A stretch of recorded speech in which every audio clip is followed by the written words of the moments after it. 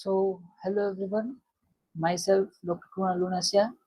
I'm a predictive homeopath and a clinical hypnotherapist and a past life regression therapist. And today's our topic is the iceberg within, exploring the functional dynamics of a human mind. Right કે આજના પ્રેઝન્ટેશનમાં આપણે human mind વિશે શીખવાના છીએ કે human mind છે શું એકચ્યુઅલીમાં, એના ફંક્શન શું છે અને કેવી રીતે થાય છે.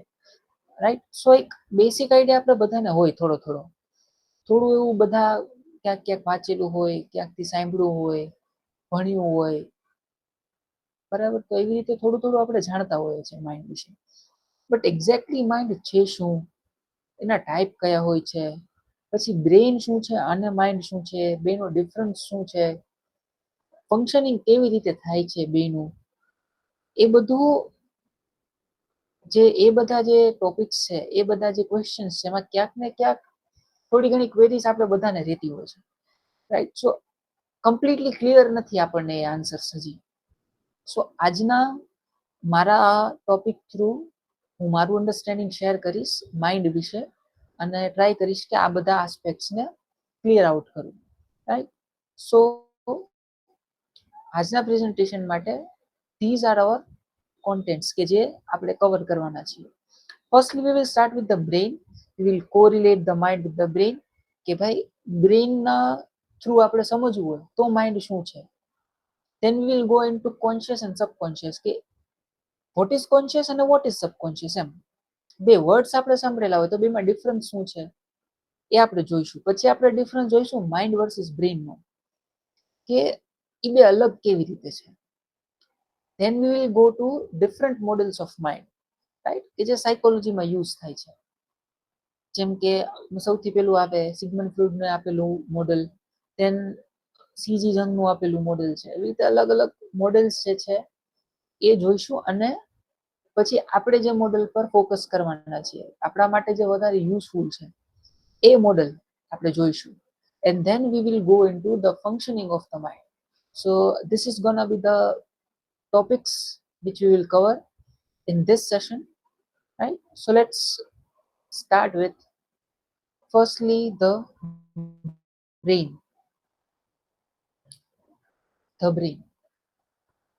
So let's start with understanding brief structures and functions of the brain. થોડું થોડું જોઈશું આપણે, રાઈટ, બહુ જાજુ ડીપમાં નહીં જાય આમાં, because we all know about this. So let's start with the top of the spinal cord કે જ્યાંથી બ્રેઇનની શરૂઆત થાય છે, ફર્સ્ટ પાર્ટની શરૂઆત થાય, નીચેથી ઉપર તરફ આપણે જઈએ તો, right, this region is called medulla oblongata and it connects the brain to the spinal cord and it contains the cluster of cells or nuclei which controls the critical functions. કેવા તો કે બ્લડ પ્રેશર કંટ્રોલ કરવું, heart rate control કરવું, breathing control કરવું, આ બધા ફંક્શનને control કરે છે અને એના ન્યુક્લિયર મેડ્યુલા ઓબ્લોંગેટામાં આવેલા છે, રાઈટ. પછી એનાથી ફર્ધર અપ જાય તો the medulla connects the pons which sends the fibers to the cerebellum and which helps to carry out coordinated movements, right. ત્યાંથી જે ફાઇબર્સ છે એ કોઓર્ડિનેટેડ મૂવમેન્ટ્સ કેરી આઉટ કરે છે અને એના માટે ઉપયોગી છે. Now on top of these are two enormous cerebral hemispheres, the two halves of brain જે મેઇન બે પાર્ટ છે, રાઈટ. સો એ બે હેમિસ્ફિયર આવેલા છે and each part of it is divided into four lobes, as we all know, the frontal lobe, the temporal lobe, the parietal lobe and the occipital lobe, right. ચાર lobes બે hemisphere માં આવેલા છે, which we all know, and each hemisphere controls the movements of the muscles on the opposite side of your body, as we know કે ત્યાં cross connection આવેલું છે, right. Opposite સાઈડના muscles છે ઓપોઝિટ સાઈડના બ્રેઇન હેમિસ્ફિયરથી કંટ્રોલ થાય છે. બેના જે control centres છે ઓપોઝિટ હેમિસ્ફિયરમાં આપેલા છે. સો વી નો ધેટ. ધેન હજી આગળ જઈએ આપણે તો the two halves of brains are connected to a band of fibers which is called as corpus callosum and which basically help in the communication between the two hemisphere. Major function corpus callosum નું ઈ છે કે આ જે બે hemisphere છે ને એના વચ્ચે આપણને કોમ્યુનિકેશન પૂરું પાડે છે. But it is also involved in the higher level cognitive processes like language memory and problem solving, આ બધા જે ફંક્શન છે ને એમાં પણ એનો રોલ છે, બરાબર. દેન એનાથી આગળ જાય તો the outer part of each hemisphere is composed of cerebral cortex, right? And right in the center of the brain is thalamus, and it is thought to be evolutionarily more primitive than the cerebral cortex. કે જે thalamus નો part છે ને એ evolution ની દ્રષ્ટિએ જોઈએ ને તો એવું કહેવાય છે કે સેરેબ્રલ કોર્ટેક્સ કરતા પ્રિમિટિવ છે, એના પહેલા ડેવલપ થયેલો છે. And it is also often described as a relay station, right? Because all the sensory information except smell passes through it before reaching the outer cortical mantle, right? And a relay station કહેવાય. એવું શું કામ કહેવાય છે? So you all must be aware about relay race, right, કે જેમાં પેલું roller જેવું હોય એ લઈને લોકો દોડતા હોય, પછી એ રોલર આગળ વાળાને પાસ કરે અને એ આગળ વાળું જે દોડવા વાળું હોય એ રોલર લઈને આગળ જાય, પછી એ ત્યાંથી બીજાને પાસ કરે, રાઈટ. તો એટલા માટે રિલે રેસ કહેવાય છે. ને એ રિલે રેસ ઉપરથી આ નામ આવ્યું છે રિલે સ્ટેશન. કેમ કે બ્રેઇનમાં સેમ વસ્તુ થાય કે નીચેથી જે કોઈ ઇન્ફોર્મેશન આવે એ થેલેમસમાં આવે અને થેલેમસમાંથી પછી ઇન્ફોર્મેશન આગળ પાસ થાય, એટલા માટે એને એક રિલે સ્ટેશન કીધું છે. બટ એક વસ્તુ હજુ અહીંયા કીધી છે કે બધી જ સેન્સરી ઇન્ફોર્મેશન અહીંયાથી પાસ થાય છે રિલે થઈને, બટ એક સ્મેલની સેન્સીસ એવી છે કે જે અહીંયાથી પાસ થતી નથી. શું કામ? Because the olfactory system bypasses this whole structure and it directly connects to the olfactory bulb to the olfactory cortex.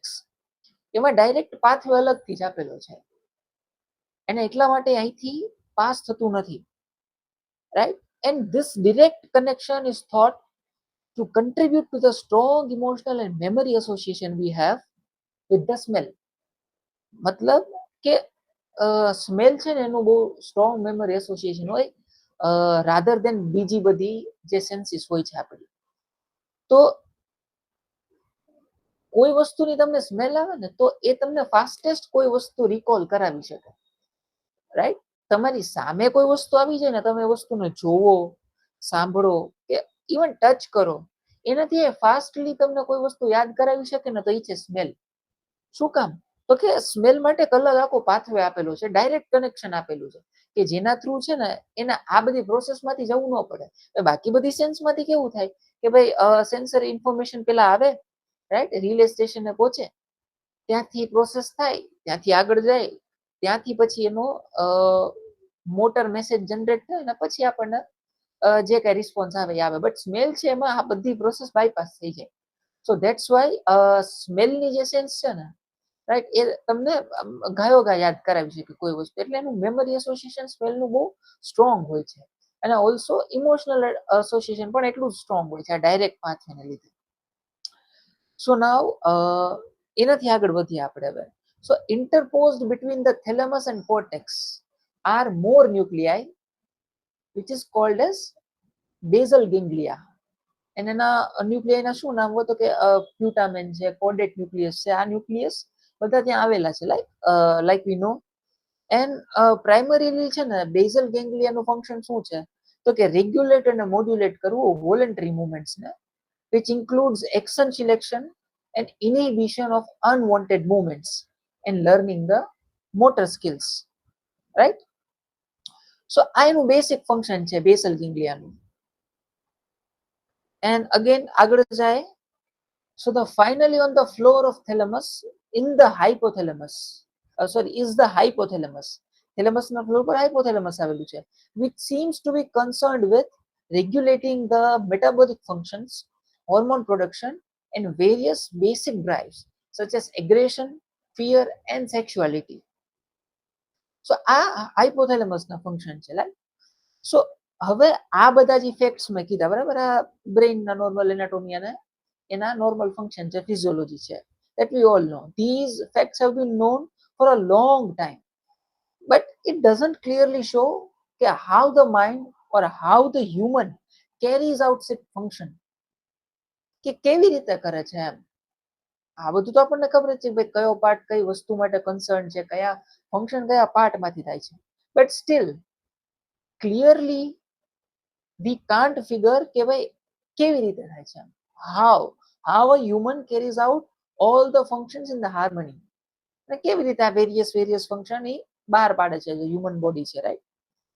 સો ઈ સમજવા માટે આ આપણે જે બ્રેઇનના પાર્ટ્સ સમજ્યા, રાઈટ, એના ફંક્શન સમજ્યા. સો એના માટે એક let's as an analogy, let's suppose કે you are watching the cartoon programme on the TV, right. તમે બેઠા છો, તમે સપોઝ કે ટોમ એન્ડ જેરી જોવો છો ટીવીમાં. So can anyone of you tell me કે ભાઈ ટીવીમાં તમે જે ટોમ એન્ડ જેરી જોવો છો, તો ટીવીમાં ટોમ એન્ડ જેરી ક્યાં લોકેલાઇઝડ છે, એમ કયા પાર્ટમાં એ આવેલું છે? શું એ જે ટીવી સ્ક્રીનમાં ગ્લોઈંગ ફોસ્ફર હોય એમાં છે Tom and Jerry, or is it in the dancing electrons inside the cathode ray tube, right, એવું ટીવી ની અંદર આવે. સો એમાં છે, or is it in the electromagnetic waves which are being transmitted through air, એમાં છે, or is it in the celluloid film or videotape in the studio કે જ્યાંથી આ ટ્રાન્સમિટ થઈ રહ્યો છે પ્રોગ્રામ ત્યાં છે, or maybe it's in the camera that's looking at the right scenes કે જે કેમેરામાં શૂટ કરવામાં આવ્યું એમાં છે, ક્યાં છે ટોમ એન્ડ જેરી, છે ક્યાં, એ આખો પ્રોગ્રામ આવે છે ક્યાં? તમે તો ટીવી જોઈ રહ્યા છો, તમને દેખાય છે તમને કે ભાઈ એમાં ટોમ એન્ડ જેરી આવે છે, બટ તમારે હવે કેવું હોય, રાઈટ, કે જેમ મેં કીધું આપણને ટીવી ના બધા પાર્ટ્સ ખબર છે, ટીવી કેવી રીતે બનેલું છે, એમાં કઈ કઈ વસ્તુનો યુઝ થયો છે, રાઈટ. આપણે બધું એવું એના નાના નાના પાર્ટ્સ બધું ફિઝિક્સમાં ભણી ગયા છીએ, સાયન્સમાં ભણી ગયા છીએ, આપણને એક એક પાર્ટના ફંક્શન્સ પણ ખબર છે. But can you tell me કે ભાઈ એમાં ટોમ એન્ડ જેરી ક્યાં છે? એ આખા સ્ટ્રક્ચરમાં એ બધી જ વસ્તુ આપણને ખ્યાલ છે કે આ વસ્તુ ત્યાં થાય, આ વસ્તુ આમ થાય, ઇલેક્ટ્રોનનું કામ આ છે, કેથોડનું કામ આ છે, but can you tell me કે ભાઈ તો એમાં ટોમ એન્ડ જેરી ક્યાં દેખાય છે, રાઈટ. સેમ બ્રેનનું છે કે ભાઈ બ્રેન વિશે આપણને ઘણા વર્ષોથી ખબર છે, બટ કેન વી ટેલ કે ભાઈ કઈ જગ્યાએથી શું વસ્તુ આવે છે જે આખું ફંક્શનિંગ થાય છે એમાં? Not exactly, not completely, right? So this example illustrates that once you understand a television, what a television program really is, the question, is it localized or not localized, recedes into the background and replaced with the question of how does it work, right? કે શું કહે છે કે ભાઈ તમને ખબર પડી ગઈ હવે, રાઈટ, કે ભાઈ ટોમ એન્ડ જેરી આવે છે, the programme is of Tom and Jerry, right. Likewise બ્રેઇનમાં અથવા માઇન્ડના આપણે રિલેશનમાં જોઈએ તો તમને ખબર છે કે ભાઈ આવું ફંક્શન થાય છે માઇન્ડથી, તો એવી ક્યાંથી થાય છે, કયા પાર્ટથી થાય છે એ સમજવા કરતા રાધર એ ક્વેશ્ચન વધારે ઇમ્પોર્ટન્ટ છે કે હાઉ ડઝ ઇટ વર્ક, કેવી રીતે થાય છે એમ, રાઈટ. કારણ કે આવી રીતે લોકલાઇઝ કરીને તો તમે નથી સમજી શકતા. સો લેટ્સ મૂવ ટુ કે હાઉ ડઝ ઇટ વર્ક, એમ ઈ અન્ડરસ્ટેન્ડ કરવું આપણી માટે ખાસ કરીને એઝ અ હોમિયોપેથ આપણી પ્રેક્ટિસ માટે એ સમજવું બહુ જરૂરી છે, કેમ કે આપણે મેજોરિટી વર્ક આપણું માઇન્ડ સાથે જ છે, right.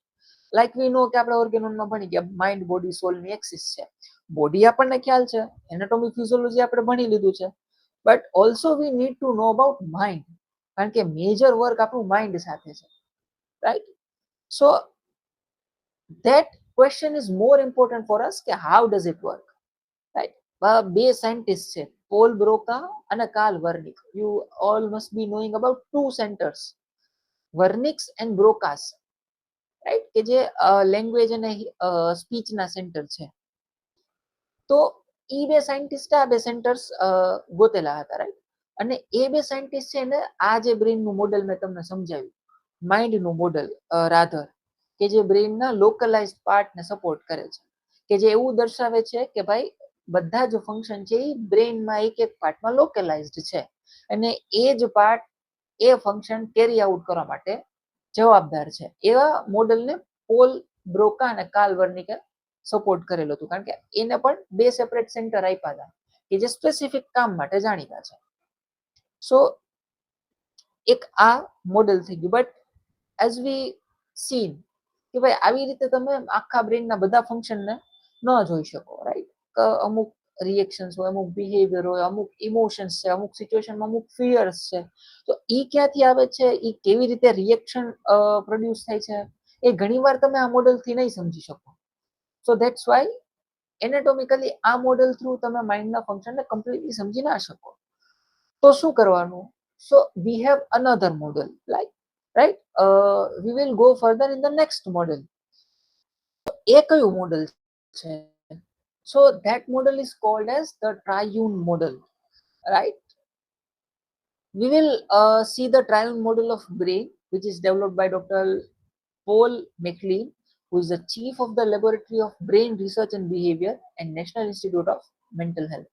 uh, the triune model is based on three stages of evolution: the reptilian brain, the mammalian brain, and the cortex, right? The people of you, whoever has attended the lecture, right, doctor હર્ષિતે જે આપેલો હતો evolution of brain અને એનું GNM સાથે જે correlation હતું, old brain new brain વાળો કન્સેપ્ટ, જેને એ લેક્ચર કર્યો છે એને ખબર હશે આ મોડેલ વિશે થોડુંક ડીપમાં, રાઈટ, કે કેવી રીતે આ જેમ જેમ ઇવોલ્યુશન થયું એનિમલ્સનું, રાઈટ, એમ કેવી રીતે બ્રેઇનના પાર્ટ ડેવલપ થયા અને કયા કયા ફંક્શન કરે છે. સો ઈ મોડેલ આ વાળું છે, the triune model. And each stage of the evolution, જે આ ત્રણ સ્ટેજ કીધા, એમાંથી each stage represents a different type of mentality geared to the needs that prevail at that time. કે ભાઈ એ સમયમાં, જે સમયમાં એ પાર્ટ બ્રેઇનનો ડેવલપ થયો, રાઈટ, એ સમયમાં જે પ્રકારની મેન્ટાલિટી હતી, એ સમયમાં જે પ્રકારની નીડ્સ હતી, રાઈટ, એને રિલેટેડ રિપ્રેઝન્ટેશન જોવા મળે છે આપણને ઈચ પાર્ટમાં. And each is a separate computer with its own special intelligence, subjectivity, sense of time, space and memory. Right? આપણે આગળ જોઈશું શું કહેવા માંગે છે. So the first, the triune model of brain shows the first part, that is reptilian brain, right? It is the first stage of brain which evolved 250 million years ago, and it is called the reptilian brain or the brain stem. કે જે brain steam part છે, right, જે GNM માં આપેલું હતું, એ આપણને તમને ખ્યાલ હશે, તમે વધારે સમજી શકશો કે ભાઈ ઓલ્ડ બ્રેઇન વાળો જે બ્રેઇન સ્ટીમ નો પાર્ટ છે. સો it is called as reptilian brain, and it stopped changing 250 million years ago, right? So thus the reptilian brain in man is essentially the same as in all the reptiles. કે ભાઈ એ 250 million વર્ષ પહેલા બનવાનું ચાલુ થયું ને, 250 million પહેલા જેટલું ઇવોલ્વ થવાનું હતું એટલું થઈને સ્ટોપ થઈ ગયું એમ. જ્યારે રેપ્ટાઇલ્સ નો ટાઈમ હતો ત્યારે જેવા ફંક્શન હતા એ પ્રમાણે માટે બ્રેઇન ડેવલપ થઈને ત્યારે જ પછી સ્ટોપ થઈ ગયું. સો બધા રેપ્ટાઇલ્સમાં અને હ્યુમનમાં આ જે રેપ્ટિલિયન બ્રેઇન છે એ સેમ જ હશે, રાઈટ, આપણા મને એમાં સરખું હશે. It is involuntary, impulsive and compulsive, and it contains programmed responses that are rigid, right, કે ફિક્સ છે, એમ હાર્ડ એન્ડ ફાસ્ટ ફિક્સ છે, કે એમાં પ્રોગ્રામ એકવાર સેટ થઈ ગયેલા છે, રાઈટ, કે જે ઇન્વોન્ટરી છે, ઇમ્પલ્સિવ છે અને કમ્પલ્સિવ છે, રાઈટ, એવા બધા પ્રોગ્રામ રેપ્ટિલિયન બ્રેઇનમાં આપેલા છે અને એ રિજિડ છે, ચેન્જેબલ નથી, એ ટાઈમ સાથે ચેન્જ નથી થતા. ઇવન એમાં તમારે કઈ ચેન્જ કરવો હોય તો પણ તમે કરી ન શકો વોલન્ટરીલી, રાઈટ. એમાં જે પ્રોગ્રામ ફિક્સ છે એ જ પ્રોગ્રામ રન કરે, બસ એને રિપીટ કરી શકે ખાલી. સો this part of the brain is paranoid for self preservation, right? આ વસ્તુ સમજવી બહુ ઇમ્પોર્ટન્ટ છે કે આ પાર્ટ છે ને એ સેલ્ફ પ્રિઝર્વેશન ગમે એમ કરવા માંગે, એને બોડીને બચાવવું હોય એની હાવ, રાઈટ, એનું મેઇન એક જ કન્સર્ન હોય કે preservation of self. And this paranoia is useful for keeping an eye out for enemies or more to date for cars when crossing the street, right? કે શું કીધું છે કે ભાઈ આ પેરાનોયા જે છે it is useful for keeping an eye out for enemies. ત્યારના સમયમાં જે પ્રિડેટર્સ ને હતા, રાઈટ, એનાથી બચવા માટે, એનું ધ્યાન રાખવા માટે આ પેરાનોયા ઇમ્પોર્ટન્ટ હતું, જરૂરી હતું, કે એનાથી એવા ફંક્શન કેરી આઉટ થતા કે જેનાથી ભાઈ તમે સેફટી મેઝર્સ રાખી શકો. અને મોર ટુ ડેટ અત્યારના ટાઈમમાં જોઈએ, રાઈટ, કે અત્યારે તો આપણે રોડ ક્રોસ કરતા હોય અચાનક કાર આપણી આગળથી પાસ થઈ જાય તો એ તે આપણા માટે તો થ્રેટ જ છે, રાઈટ, મોડર્ન ડે થ્રેટ એમ. કારણ કે અત્યારે તો આપણે એવા થ્રેટ્સ નહીં આવે કે ભાઈ કોઈ પ્રિડેટર જ આવી જાય સામે એમ, બરાબર. સો ત્યારના સમયમાં જે અલગ એનિમીઝ હતા, અલગ થ્રેટ્સ હતા, તો ત્યારે એને રિલેટેડ પ્રોગ્રામ સેટ થઈ ગયા. બટ ઇવન અત્યારના ટાઈમમાં થ્રેટ્સ થોડાક અલગ છે, બટ એઝ વી નો કે ભાઈ આ પાર્ટ રિજિડ છે એમ, તો ઈ ઓલા જૂના જે પ્રોગ્રામ સેટ થયેલા છે એ જ રિપીટ કરશે, રાઈટ. એ અત્યારના થ્રેટ્સ પ્રમાણે કાર માટે નવો પ્રોગ્રામ નહીં બનાવે. સો એમાં રિસ્પોન્સ સેમ આવશે જે એટલા વર્ષો પહેલા બીજા કોઈ થ્રેટ માટે આવ્યો હશે. This part of brain does not learn from experiences, right? As I told you કે ભાઈ નવા નવા એક્સપિરિયન્સીસ ગમે એટલા થશે, એ તો જૂના પ્રોગ્રામ છે એને જ હલાવી રાખશે, એ એને જ રિપીટ કરશે, એ નવા એક્સપિરિયન્સ થી નવું કઈ નહીં બનાવે, right? Because it stopped evolving. 250 million વર્ષ પહેલા જ એનું પૂરું થઈ ગયું એમ. સો it just tends to repeat its programmed behavior over and over in all the situations. So the reptilian brain evolved for survival and it controls basic functions which are necessary for life. કેવા? તો કે heart rate, breathing, fight and flight response વાળું, right? And reproduction. જે આપણે આગળ જોયું brain steam વાળા પાર્ટમાં આપણે ફર્સ્ટ જે બ્રેઇનના પાર્ટ શું થતા એમાં જોયું કે ભાઈ આ બધા સર્વાઈવલ વાળા જે ફંક્શન્સ છે, બેસિક જે નેસેસરી ફોર લાઈફ છે, એ બધા બ્રેઇન સ્ટેમમાંથી એનું ફંક્શનિંગ મેન્ટેન થાય છે. But the key point here is કે the brain stem has no feelings, right? It has no feelings. આ મેઇન વસ્તુ સમજવા જેવી છે બ્રેઇન સ્ટેમ વિશે, કે ભાઈ આ પાર્ટમાં હજી ક્યાંય ફિલિંગનો પાર્ટ આવ્યો નથી, અને રેપ્ટાઇલ્સમાં એટલે જ ફિલિંગ જોવા મળે નહીં. સો આગળ જોઈએ તો બીજો સ્ટેજ છે ઇવોલ્યુશનમાં, ધેટ ઇઝ મેમલ્સ, અને એમાંથી આવે છે mammalian brain. The mammalian brain evolve about 50 million years ago, right? The mammalian brain in man is also essentially the same as in all the mammals. જેમ રેપ્ટાઇલ્સમાં હતું એમ મેમલ્સનું છે કે ભાઈ મેમલ્સમાં જે બ્રેઇન હોય સેમ આપણામાં હોય, right? And this part of brain contains feelings and emotions. અહીંયાથી આવ્યું, જ્યારે મેમેલિયન બ્રેઇન ઇવોલ્વ થયો ફર્સ્ટ ટાઈમ ત્યારે એનાથી ફિલિંગ્સ આવી, રાઈટ? ત્યાં સુધી ફિલિંગ્સ હતી નહીં રેપ્ટાઇલિયન બ્રેઇનમાં. So it is playful and it is the source of maternal care.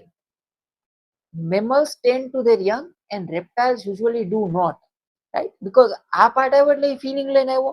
અહીંયાથી જે મેટર્નલ ઇન્સ્ટિંક્ટ છે, જે મધરલી ફિલિંગ્સ છે, કેર નર્ચરની ફિલિંગ્સ છે, એ બધું મેમેલિયન બ્રેઇન થી આવ્યું છે, રાઈટ?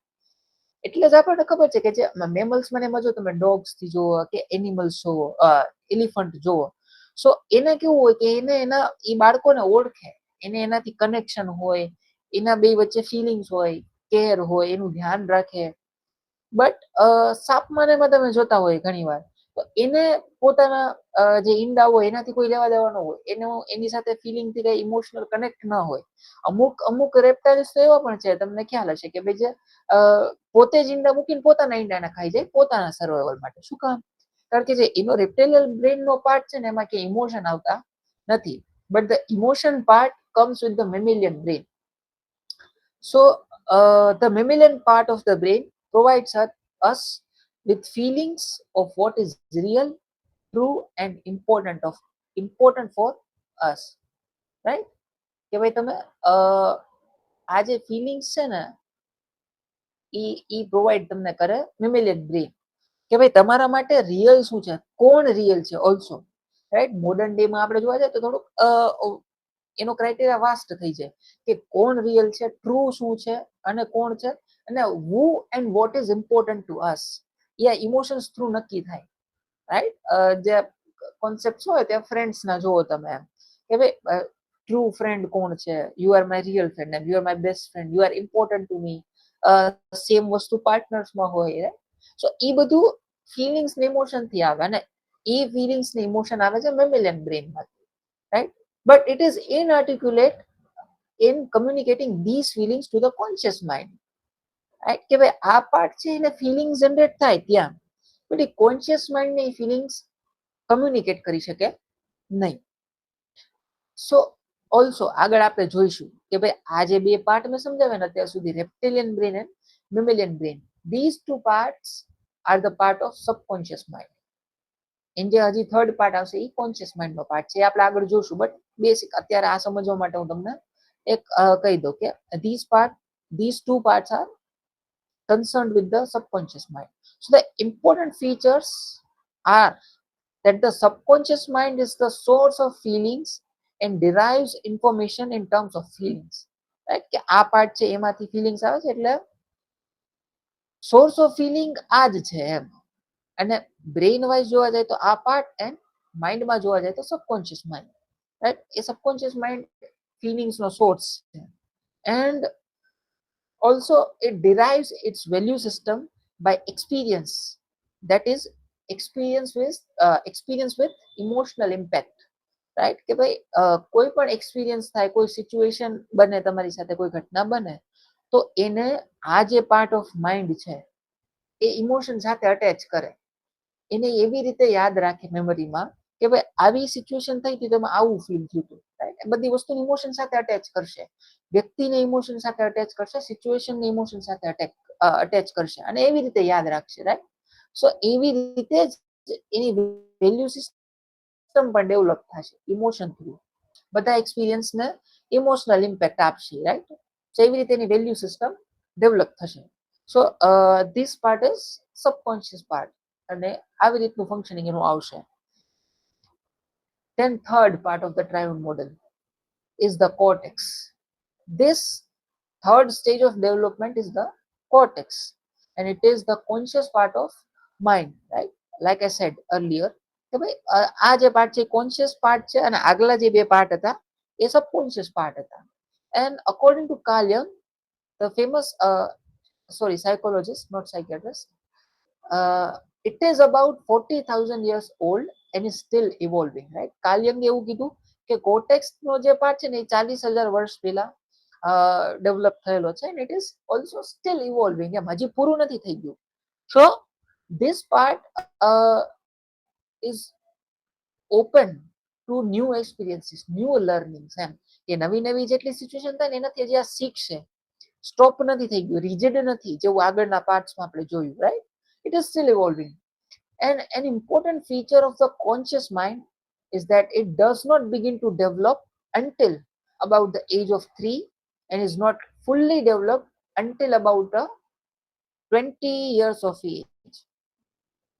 એ ખાસ કીધેલું છે, કાર્લ યંગે કીધેલું છે, બરાબર? But this ages vary between individuals. એવું કે હાર્ડ એન્ડ ફાસ્ટ નથી કે ભાઈ 3 વર્ષ સુધી સ્ટાર્ટ ન થાય યા તો 20 વર્ષ સુધી પૂરું ન જ થાય ડેવલપમેન્ટ, રાઈટ? બટ એક એવરેજ આપેલું છે કાર્લ યંગે કે ભાઈ આટલા ટાઈમ સુધી હજી ડેવલપ થતું હોય ધીરે ધીરે ધીરે ધીરે. And this late development is one of the reason we have so many negative and counterproductive programs in our subconscious minds, right? Because when the emotional part of our brain was developing in the early years of our lives, we did not have a rational, mature, conscious mind to filter out negative programs and select the positive ones, which we will need as adults, right? કે એ શું કહેવા માંગે છે કે જેવી રીતે આપણને ખ્યાલ છે કે કોન્ફ્લિક્ટમાં એમાં જોતા હોય, ટ્રોમાસમાં જોતા હોય કે મેજોરિટી ટ્રોમાસ જે હોય ને કે આ તો ઇવન મેચ્યોર થઈ ગયા પછી મોટી એજમાં પણ જે કોન્ફ્લિક્ટ રન થતી હોય, જે ટ્રોમાસ આવતા હોય એના રૂટ્સ ક્યાંક ને ક્યાંક મોસ્ટલી ચાઇલ્ડહુડમાં પડેલા હોય. ચાઇલ્ડહુડમાં ફર્સ્ટ ટ્રોમા આવ્યો હોય કે જ્યાંથી એવી ફિલિંગ્સ, નેગેટિવ ફિલિંગ્સ ને બધું જનરેટ થયું હોય. તો એનું રીઝન શું છે કે ચાઇલ્ડહુડમાં છે ને જે આપણી કોન્શિયસ પાર્ટ ડેવલપ થતો હતો. હવે કોન્શિયસ પાર્ટ ડેવલપ ન થયો તો મતલબ ત્યાં સુધી આપણને સાચા ખોટાની સમજ ન હોય, રાઈટ? આપણી પાસે લોજિક ન હોય, આપણે ડિફરન્ટ સમજી ન શકીએ, યા તો ફિલ્ટરિંગ મિકેનિઝમ ન હોય આપણી પાસે. તો ત્યારે શું થાય કે જે કાંઈ એક્સપિરિયન્સ થાય અને જે કાંઈ વસ્તુ જેવી રીતના આવે એવી જ રીતના સીધું સબકોન્શિયસમાં પ્રોગ્રામિંગ ફિટ થઈ જાય. એ જ programming over the period run કર્યા કરે, રાઈટ? સો એટલે નેગેટિવ અને કાઉન્ટર પ્રોડક્ટિવ જે આપણા માટે જ હાનિકારક હોય એવા પ્રોગ્રામ ચાઇલ્ડહુડ ટ્રોમાસથી ફિક્સ થઈ ગયા હોય, રાઈટ? અને ત્યારે કોન્શિયસ માઇન્ડ હતું ને એટલે ફિલ્ટર આઉટ કાંઈ થયું ને એટલે એવા પ્રોગ્રામ સેટ થઈને સબકોન્શિયસમાં પડેલા હોય ને એ જ ચેનલ ચાલ્યા કરે. સો એ પછી તમને આગળ જતા પણ લાઈફમાં અફેક્ટ કરે, રાઈટ? સાયકોલોજીકલી, મેન્ટલી અને ઘણી બધી રીતે. And also to make the matters worse, we are not aware of most of these programs now because they were developed at such an early age that we have no conscious memory of them. તો ભાઈ એટલી નાની એજે develop થઈ ગયા છે કે આપણને સરખા યાદ ન હોય ભાઈ આવું કંઈક થયું હતું એમ, right? Most of the childhood trauma except કે બહુ મોટા હોય, બહુ જ ટ્રોમેટિક હોય તો તમે ભૂલી ન શકો, બટ જે નાની નાની કોન્ફ્લિક્ટ હોય કે જેને રૂટ્સ નાખ્યા હોય કોઈ મોટી કોન્ફ્લિક્ટ માટે, એ એટલી અર્લી એજે ડેવલપ થઈ ગયું હોય કે આપણને એની કોન્શિયસ મેમરી પણ ના હોય, રાઈટ? સો નકરે આપણે હજી એને સુધારી કે કંઈક એમાં ચેન્જ કરી શકીએ, બટ આપણને કોન્શિયસ મેમરી પણ નથી. સો એટલે જ ઘણા બધા કાઉન્ટર પ્રોડક્ટિવ પ્રોગ્રામ્સ ચાલતા હોય છે, right? So this is the triune model કે જે 3 પાર્ટ્સમાં બ્રેઇનને સમજાવે છે. સો બ્રેઇન થ્રુ આપણે સમજ્યા કે ભાઈ કેવી રીતે માઇન્ડને સમજી શકાય, રાઈટ? બે મોડલ્સ આપણે જોયા. હવે લેટ્સ મૂવ ફોરવર્ડ આપણા નેક્સ્ટ ટોપિક ઉપર. So the next part is mind versus state, કે ભાઈ એનો ડિફરન્સ શું છે. સી આ વસ્તુ ક્લિયર કરવી બહુ જ જરૂરી છે, કેમ કે ઘણા બધા લોકોને આમાં બહુ જ બધું કન્ફ્યુઝન હોય છે ઘણીવાર, રાઈટ? સો શું છે? સો mind is only of two types always, right? Remember this, mind is always of two types. There is no third or no any other type of mind. બે જ હોય, કોન્શિયસ અને સબકોન્શિયસ. ઘણીવાર અલગ અલગ લિટરેચર આપણે વાંચીએ, અલગ અલગ સાયકોલોજીસ્ટનું વર્ક આપણે વાંચીએ, અલગ અલગ બુક્સ વાંચીએ, અલગ અલગ લેક્ચર્સ જોતા હોય, તો બધા અલગ અલગ રીતે માઇન્ડને ડિનોટ કરતા હોય. કોઈ અનકોન્શિયસ માઇન્ડ કહે, ક્યાંક પ્રી કોન્શિયસ જેવું આવશે. But mind is only of two types, conscious mind and subconscious mind. There are states of mind, અથવા તો states of being, that are of three types. We many a times mix these two up, right? કે ભાઈ mind શું છે, state શું છે, આપણે mix કરી દેતા હોય, અને એટલે જ આપણા વર્ડમાં ઘણીવાર ગૂંચવાઈ જતા હોય છે. But mind is of two types, conscious and subconscious, and states of mind અથવા તો states of being are of three types: conscious state, unconscious state and super conscious state. હવે અહીંયા બહુ ઇન્ટરેસ્ટિંગ વાત છે, રાઈટ? કોન્શિયસ સ્ટેટ આપણને ખબર હોય, સબકોન્શિયસ સ્ટેટ, અનકોન્શિયસ સ્ટેટ આપણને ખબર હોય, but this third one is a little new, કે ભાઈ જે સુપર કોન્શિયસ સ્ટેટ છે એ શું છે, એ આપણી માટે થોડુંક નવું છે, right? Some of you may be knowing about this, but majority માટે આ નવું છે. તો ફર્સ્ટ હું તમને સમજાવું કે ભાઈ ત્રણેય સ્ટેટ્સ છે શું. સો કોન્શિયસ સ્ટેટ એ શું છે, તો કે એ એવી સ્ટેટ છે કે જેમાં તમે અવેક અને અવેર છો, રાઈટ? હાલમાં, રાઈટમાં, right now, in the here and now, તમારી સાથે શું થઈ રહ્યું છે, તમે શું કરી રહ્યા છો, તમે જે સાંભળી રહ્યા છો, જે જોઈ રહ્યા છો, તમે અવેર છો કે તમે એક લેક્ચર ભરી રહ્યા છો, તમે કઈ જગ્યાએ બેઠા છો, ટેમ્પરેચર શું છે, તમને થોડી ઘણી ઠંડી કે ગરમી ફીલ થાય છે, રાઈટ? તમે મારો લેક્ચર સાંભળી રહ્યા છો, એક હિયરિંગ ની સેન્સ આવી રહી છે, તમે એક વસ્તુ જોઈ રહ્યા છો, પીપીટી જોઈ રહ્યા છો. સો આ બધી વસ્તુ તમને ખબર છે. એ બધો ડેટા પ્લસ થોડો ડેટા એવો કે જે તમે થોડી વાર પહેલામાં કરેલું છે, એવું થોડુંક વસ્તુ, થોડીક પાસ્ટની મેમરી, એમ થોડો ટાઈમ પહેલા સુધી જે કરેલું છે, અને આના પછી તમે શું કરશો, રાઈટ? અહીંથી જઈને તમે શું કરવાના છો, આ લેક્ચર પૂરો થાય પછી તમે કંઈક વિચારવું હશે કે ભાઈ આ કરીશ, તે કરીશ, જમીશ, કે વોટ એવર, એમ જે કાંઈ વસ્તુ કરવાની વિચાર્યું, તો થોડોક ટાઈમ પછી અને થોડોક ટાઈમ પહેલા અને હિયર એન્ડ નાઉ, આટલું જે વસ્તુઓથી તમે અવેર છો, જેની તમને ખબર છે, અવેક છો, જેનાથી તમે જાગૃત છો, એમ તમને ખ્યાલ છે. સો એ બધી વસ્તુ જે તમને ખ્યાલ છે એ તમારી સ્ટેટ છે, એને કોન્શિયસ સ્ટેટ કહેવાય, રાઈટ? જાગૃત અવસ્થા, જેને ગુજરાતીમાં આપણે કહી શકીએ. બીજું છે અનકોન્શિયસ સ્ટેટ.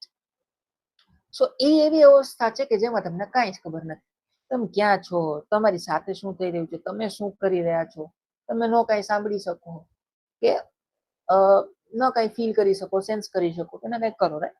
એવી સ્ટેટ એને અનકોન્શિયસ સ્ટેટ કહેવાય. Mostly the state of coma, comatose condition, કે આપણે એમાં સ્પેશિયલી ડીપ કોમા, એમ કે જેમાં તમને પેશન્ટે કંઈ જ ખબર ન હોય, એમ ક્યાં છે, શું છે, એ નો કંઈ સાંભળી શકે, ન કાંઈ રિસ્પોન્ડ કરતું હોય, નો એ કોઈ સેન્સીસ કામ કરતી હોય નહીં, but she still the patient is alive, એમ જાગે છે, એના સ્ટ્રક્ચર નોર્મલ છે, મે બી બ્રેઇન બરોબર છે, કામ કરે છે, બોડી નોર્મલ છે, but the state is unconscious.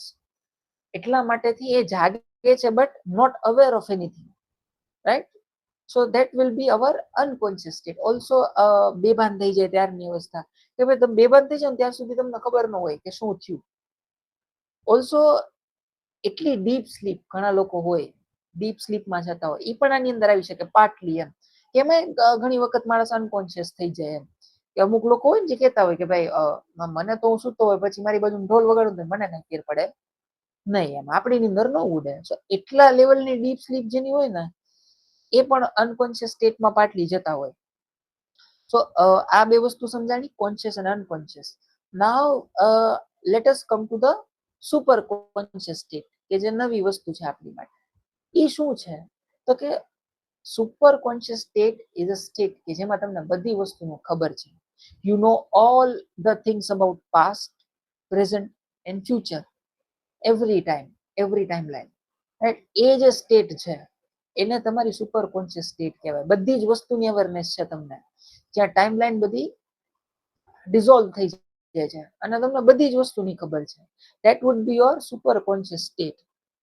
Also આ માસ્લોઝ થિયરી છે, જે માસ્લોઝ ટ્રાયેંગલ આપણે જોઈએ રાઈટ, તો એમાં જે હાઈએસ્ટ પોઝિશન ઉપર આવેલું છે સેલ્ફ એક્ચ્યુલાઇઝેશન નું સ્ટેટ. એ સ્ટેટ એ જ સુપર કોન્શિયસ સ્ટેટ છે, રાઈટ, કે જેમાં તમને એક્ચ્યુલાઇઝેશન થઈ જાય, તમને બધી વસ્તુ આગળ પાછળ પાસ્ટ પ્રેઝન્ટ ફ્યુચર બધાની ખબર હોય. તો એ જે સ્ટેટ તમે અચીવ કરો એ છે super conscious state, right. Also ગુજરાતીમાં આપણે કહીએ તો ત્રિકાળ જ્ઞાન એમ, કે તમને બધું જ ખબર હોય. So that will be our super conscious state. So these are the three states of being, right? Clear? So mind is of two types and state of being are three types. હવે let us understand કે state ત્રણ સમજાય, right. હવે conscious ને subconscious નો શું difference છે, એ શું છે? So before I go over a few features the subconscious mind is capable of, I need to clarify a couple of definitions here. So first you need to know what I mean by conscious and subconscious mind, right? So the part of your brain that you are aware of is your conscious mind. And on the flip side, the part of your mind, right, here also brain પણ આવી શકે ને, mind પણ, એ clear થશે કેવી રીતે. So on the flip side, the part of your mind that you are unaware of is your subconscious mind, right? જેમ મેં તમને કીધું કે સબકોન્શિયસ માઇન્ડ ના ફંક્શન એ કેવા છે, એ મેડમ ઇનવોલન્ટરીલી ચાલે છે એમ, કે જે હાર્ટ રેટ મોનિટર કરે છે, બરાબર, બ્લડ પ્રેશર છે, બ્રીધિંગ જે ચાલુ છે, બ્લડ સર્ક્યુલેશન ચાલુ છે, બધી કેવી મૂવમેન્ટ છે કે એની રીતે ચાલે છે ને, સબકોન્શિયસ થી મેન્ટેન થઈ રહ્યું છે. તો એ બધું ચાલે છે બટ યુ આર અનઅવેર એમ. તમારે એમાં ફોકસ નથી કરવું પડતું કે ભાઈ મારું હાર્ટ બીટ કરે છે કે નહીં, શ્વાસ લેવાય છે કે નહીં. It is continuous એમ, અને you are unaware but still it is going on. Also feelings generate કરે, તો you are unaware એમ કે કેવી રીતે ક્યાં થયું, બટ બસ ખાલી આવી એમ, રાઈટ. એ થાય છે સ્ટીલ, એની રીતે એના ટાઈમે થઈ જાય છે. સો ધેટ્સ વાય એવું કીધું કે this part is you are unaware એમ. તો હવે એવું શું કામ કીધું કોન્શિયસ વિશે કે you are aware of conscious mind એમ? કેમ કે દેખાતું તો કોન્શિયસ માઇન્ડ નથી. ઇવન ફોર એન ઇન્સ્ટન્સ કે તમે જોવા જાવ તો દેખાતું તમને તમારું બ્રેઇન નથી ને, ભલે પ્રોસિજર્સ થી તમે બ્રેઇન જોઈ શકો, બટ આમ જોવા જાય તો રૂટીનમાં તો તમને તમારું બ્રેઇન નથી દેખાતું, રાઈટ. બ્રેઇન ક્યાં પડ્યું છે એનાથી આમ તમે અવેર નથી. તો માઇન્ડ એવી વસ્તુ છે જે દેખાતી નથી, કોઈ ટેન્જિબલ વસ્તુ નથી. સો એવું શું કામ કીધું કે the part of your brain, the part of your mind that you are aware of. તો કે કોન્શિયસ માઇન્ડ ના ફંક્શન કેવા છે આપણે આગળ જોશું. થિંકિંગ જે કરો છો એ બધું પછી અમુક વાર ખબર છે, અમુક વસ્તુ તમે સાંભળતા હોય તો બોલતા હોય, તેના વર્ડ્સ તમારા માઇન્ડમાં તમને દેખાતા હોય, ક્યાંક એક આમ તમને વર્ડ્સ દેખાતા હોય, કોઈ બોલતું હોય તો એ માઇન્ડમાં વિઝ્યુલાઇઝેશન ચાલુ હોય વર્ડ્સનું. ઘણી વાર તમે ચેટ કરતા હોય તો તમારા માઇન્ડમાં ચાલુ હોય, તમને યા તો અવાજ સંભળાતો હોય, કયા ટોનમાં વ્યક્તિ બોલે છે એ તમને ઇમેજિન થતું હોય, યા તો કોઈ ઇમેજીસ યા તો કોઈ વર્ડ્સ વિઝ્યુઅલાઇઝ થતા હોય. તો એ બધા કોન્શિયસ માઇન્ડમાં થતા હોય. યા તો કોઈ પણ વસ્તુ ઇવન તમે વિચારો, હું તમને કોઈ વસ્તુ વિચારવાનું કહું અને જે વિચાર તમે કરો તો એ તમે વિઝ્યુઅલાઇઝ કરતા હોય તમારા માઇન્ડમાં. તો એ વિઝ્યુઅલાઇઝેશન છે એ કોન્શિયસ માઇન્ડમાં થતું હોય, રાઈટ. અને તમે અવેર છો કે તમને એ થોટ આવ્યો, તમે અવેર છો કે તમે કઈ વસ્તુ સાંભળી રહ્યા છો, તમે અવેર છો કે તમે કઈ વસ્તુ બોલી રહ્યા છો, રાઈટ. સો ધેટ્સ વાય એવું કીધું કે કોન્શિયસ માઇન્ડ તમે અવેર છો એ પાર્ટ છે, રાઈટ? જ્યારે સબકોન્શિયસ સાથે એવું નથી, એનાથી તમે ટોટલી અનઅવેર છો એમ. એનું કામ એની રીતે ચાલુ છે, એની હાથે હાથે ચાલુ છે. You are not aware of it. So that's why this are two definitions conscious અને સબકોન્શિયસ માઇન્ડ વિશે. So now let us go to mind versus brain. કે ભાઈ એ બેમાં હવે ડિફરન્સ શું છે? આપણે સ્ટેટનો ડિફરન્સ જોયો, માઇન્ડનો ડિફરન્સ જોયો, બે અલગ અલગ મોડેલનો ડિફરન્સ જોયો, બટ અત્યાર સુધી માઇન્ડ બ્રેન સાથે સાથે ચાલતું હતું એમ એક રીતે. સો માઇન્ડ વર્સિસ બ્રેન શું છે, બેનો ડિફરન્સ આ બેનો શું છે? Let S C. So the another aspect of mind that needs clarifying is the difference between the brain and mind, right? So શું છે?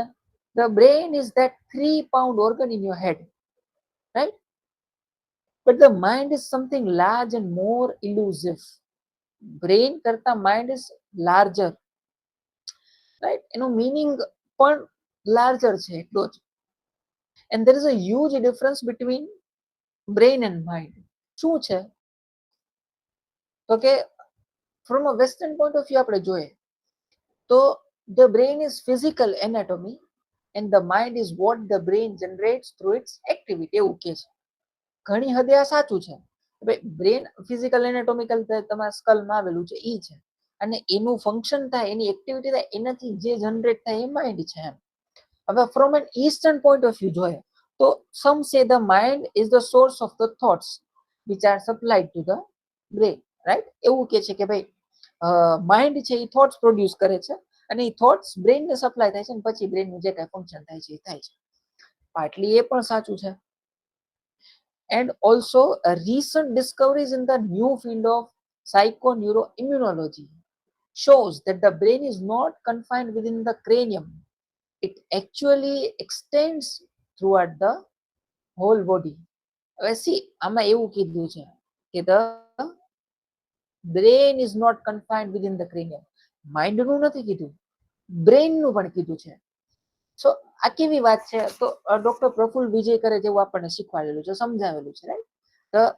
કે each and every cell of your body has its own brain and its own mind, right? કે જેનું સેલનું nucleus છે એમાં એનું brain આવેલું છે ને એ એવી રીતે એક સેપરેટ બ્રેન તરીકે અને એક સેપરેટ ઓર્ગેનિઝમ તરીકે આખું ફંક્શન કરી શકે, રાઈટ? પેથોલોજીસમાં એમાં આપણે ઘણી વાર જોતા હોય છે, રાઈટ? પછી માઇન્ડ ઓફ પેથોલોજી આપણે બનાવતા હોય છે, તો it extends throughout the body એમ. એ બધી પાર્ટમાં આવેલું છે. સો આ ફિલ્ડ એવું પણ કહે છે. માઇન્ડનું તો આપણને ખ્યાલ જ છે કે ભાઈ માઇન્ડ એક કોઈ પર્ટિક્યુલર પાર્ટમાં નથી, સોલ જેવું છે કે આખા બોડીમાં ઇન્વેડ કરે છે. બટ રિસન્ટ ડિસ્કવરીઝ એવું પણ કહે છે કે ભાઈ brain is also not confined within the cranium. એટલું ન કહી શકો કે એટલું જ બ્રેન છે એમ, કે જે આપણે એનાટોમિકલી ભણીએ છીએ. So mind and body also, right? Brain ને માઇન્ડ તો સાથે સાથે કામ કરે જ છે. Also mind and body are no longer two distinct entities. એ પણ બે સાથે સાથે છે. Your mind can control directly or indirectly and also the body, and the body can also vice versa control your mind directly or indirectly, right? એ બે પણ કોરિલેશનમાં ચાલે છે. સો એનાટોમિકલી તમે બ્રેન ને જોઈ શકો, એના ફંક્શન તમને ખબર પડે, અને માઇન્ડ ઇઝ સમથિંગ કે જે મોર લાર્જર છે, ઇલ્યુઝિવ છે, એના ફંક્શન થોડાક અલગ છે અને જે તમે જોઈ શકતા નથી એનાટોમિકલી, રાઈટ?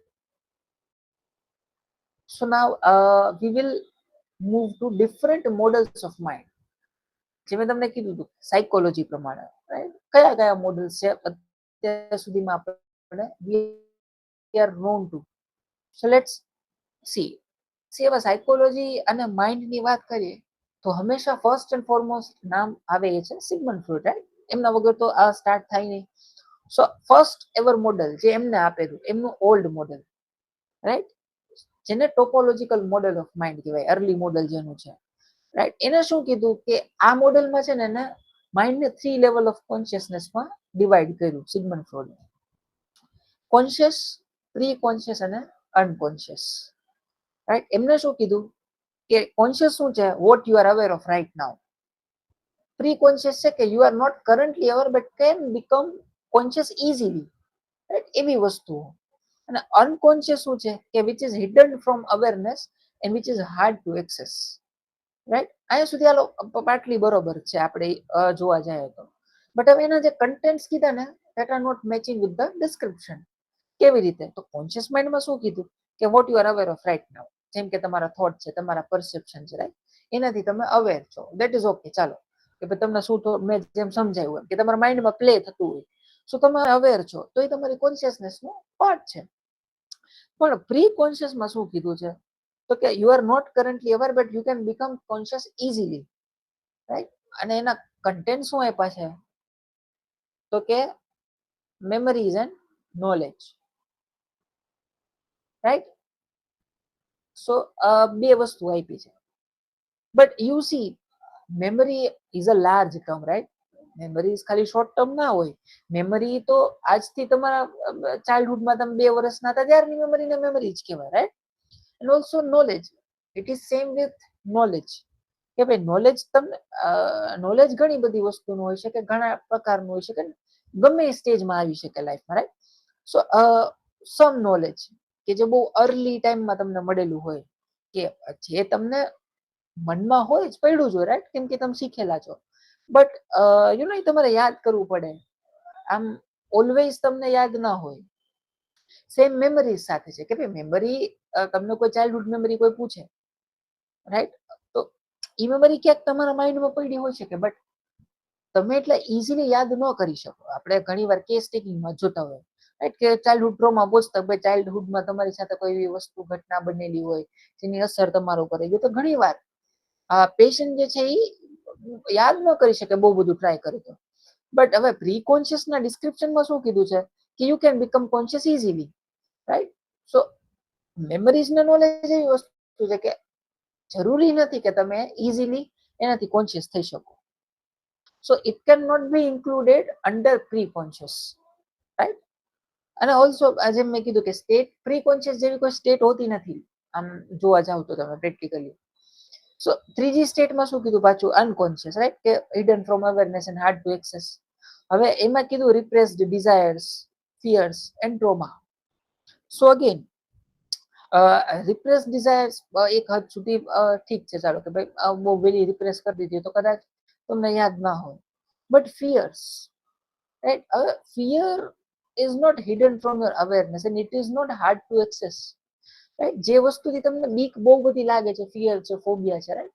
હવે તમને કૂતરાથી બીક લાગે છે, સો યુ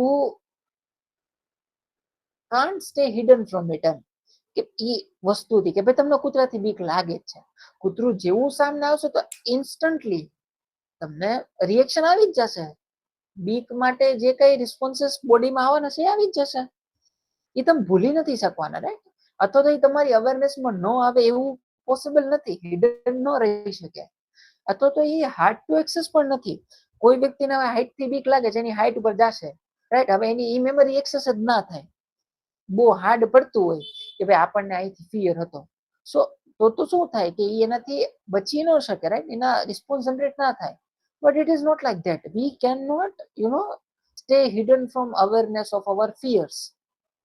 સો એ વસ્તુ અહીંયા ઇન્ક્લુડ નહીં થાય. ઓલ્સો વિથ ટ્રોમા, રાઈટ, નાના મોટા ચાઇલ્ડહુડ ટ્રોમા હોય તો એમાં એવું હોઈ શકે ભાઈ હાર્ડ ટુ એક્સેસ હોય. બટ મેજર ટ્રોમા, ખાલી ટ્રોમા કીધું છે એટલે મેજર ટ્રોમા પણ ઇન્ક્લુડ થાય. સો એવા ટ્રોમાસ યુ કેન નોટ ફોરગેટ, એમ. અમુક ટ્રોમાસ તો લાઈફ લોંગ યાદ રહે, રાઈટ. તો એ બધી વસ્તુ અનકોન્શિયસમાં નહીં આવી શકે, રાઈટ. તો મિક્સઅપ થઈ જતું હતું. અને ઓલ્સો એને શું કીધું આ મોડલ વિશે, so think of the mind like an iceberg, એમ કે એને 3 પાર્ટમાં કીધું. આ કોન્શિયસ, આ છે પ્રી કોન્શિયસ અને આ છે અનકોન્શિયસ.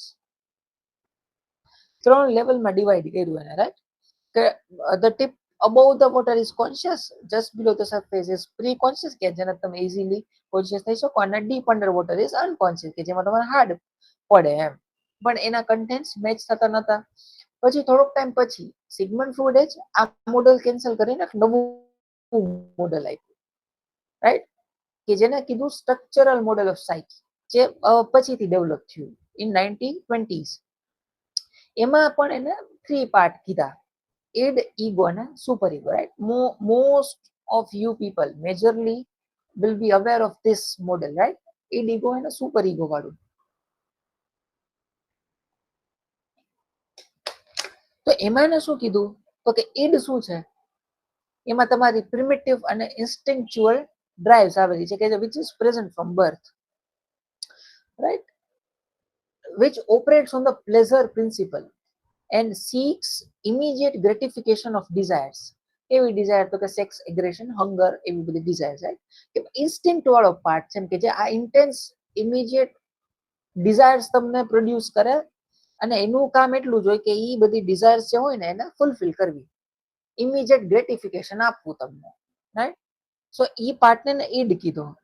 એવી રીતે બીજો પાર્ટ છે ઈગો પાર્ટ, કે જે રેશનલ અને રિયાલિસ્ટિક પાર્ટ છે, which mediates between id and reality, બરાબર, કે જે પ્લેઝર પ્રિન્સિપલ ઉપર ઓપરેટ નથી કરતો, રિયાલિટી પ્રિન્સિપલ ઉપર ઓપરેટ કરે છે, રાઈટ. અને ઈ શું કરે તો કે આ જે ગ્રેટિફિકેશન ની તમને પ્લેઝર પ્રિન્સિપલ થી જે ડિઝાયર્સ ઇન્સ્ટિંક્ટ આવે એને સ્લો કરે, ડિલે કરે. શું કામ? To meet with the social norms, કે ભાઈ આ જે ઈગો વાળો પાર્ટ છે ને એ રેગ્યુલેટ કરે કે તમે કઈ જગ્યાએ છો, કેવી સિચ્યુએશનમાં છો અને કઈ જગ્યાએ કેવી વસ્તુ બિહેવ કરે ને કેવી ન કરે. રેશનાલિટી લઈ આવે કે રિયાલિટીમાં કઈ જગ્યાએ કઈ વસ્તુ કરવી ઓકે છે ને કઈ નથી, રાઈટ. સો ઈ એવી રીતે ઈડના કંટ્રોલ, ઈડના ફંક્શનને કંટ્રોલ કરે, એનાથી જે ડ્રાઇવ્સ આવતી હોય, ઇન્સ્ટિંક્ટ આવતા હોય એને ડિલે કરે. તો ઈ પાર્ટ એ ઈગો પાર્ટ છે. અને third part is super ego, which is internalized morals and ideals, which is developed from parents and society, right? Social conditioning થી આવે કે જે તમારો કન્સાયન્સ છે અને ઈગો આઈડિયલ છે એ શું કરે તો કે જજ કરે અને પનિશ કરે ઈગોને, કેના થ્રુ? ગિલ્ટ અને શેમ, રાઈટ. કે અમુક વસ્તુ ઈડની કંટ્રોલ ના થાય અને સોશિયલ નોર્મ્સ કરતા બહારની વસ્તુ કોઈ પરફોર્મ થઈ જાય તો આ પાર્ટ શું કરે? જજ કરે, જજમેન્ટ આપે કે ભાઈ આ વસ્તુ અહીંયા કરવી બરોબર હતી કે નહીં, અને પછી આ પનિશમેન્ટ આપે ઈગોને, ગિલ્ટ અને શેમ જેવી ફિલિંગ્સ આપે.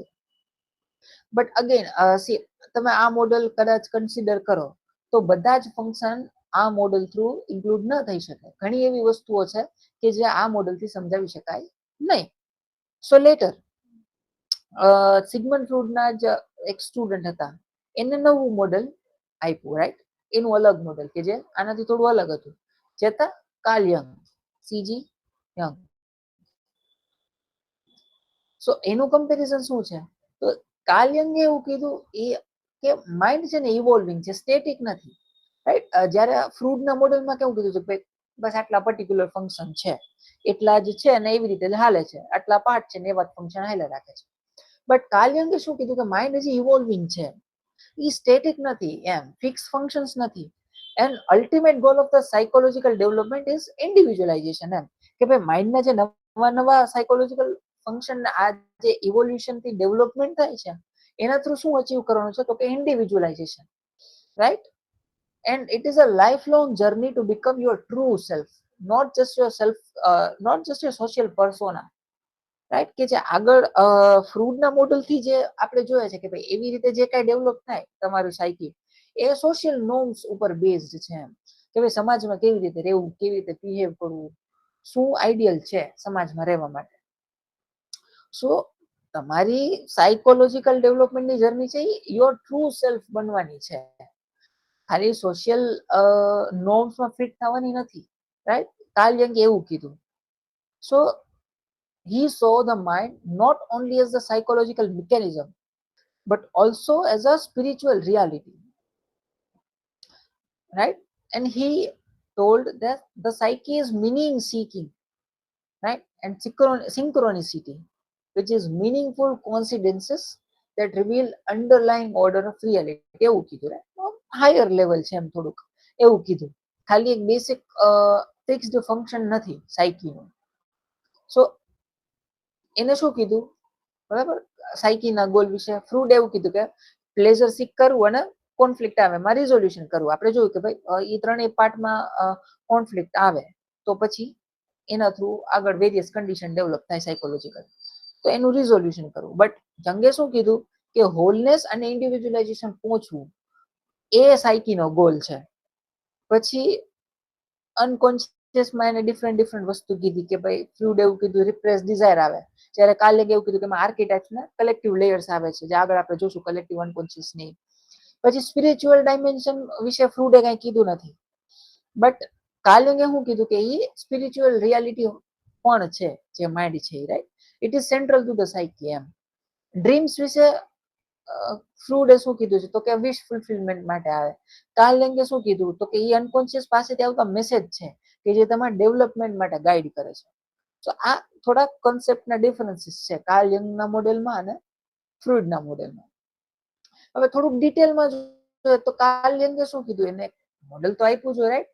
હવે દુનિયામાં તમે જોવા જાઓ તો એવું ક્યારેય બનતું નથી, હિસ્ટ્રીમાં ક્યારેય બન્યું નથી, લગભગ ક્યારેય બનશે નહીં કે ભાઈ એક મોડેલ કોઈ વ્યક્તિ લઈને આવે, એનું રિસર્ચ કર્યો ને બધા જ સાયન્ટિસ્ટ હોય કે બધા જ સાયકોલોજીસ્ટ હોય કે એ એક મોડેલ ઉપર અગ્રી થઈ જાય, ઓકે હાલો ભાઈ આ મોડેલ ડન છે, ઓકે છે, આજ આપણે બધા માની લઈશું. એવું તો બને નહીં, રાઈટ. કાંઈક ને કાંઈક ઓપોઝિશન આવતું જ હોય. બટ હવે તમારે ઓપોઝિશન આપવું હોય કોઈ વસ્તુને કોઈ મોડેલને ખોટું સાબિત કરવું તો તમારે તમારું પણ મોડેલ આપવું પડે. ખાલી તમે એના રોંગ પોઈન્ટ્સ આપીને ન ચાલે એમ કે ભાઈ આ આટલું આટલું ખોટું છે, એમ કોઈના વાક કાઢીને ખાલી પૂરું નથી છે. But you need to give your own explanation, કે તો તમે કેવી રીતે સમજો છો.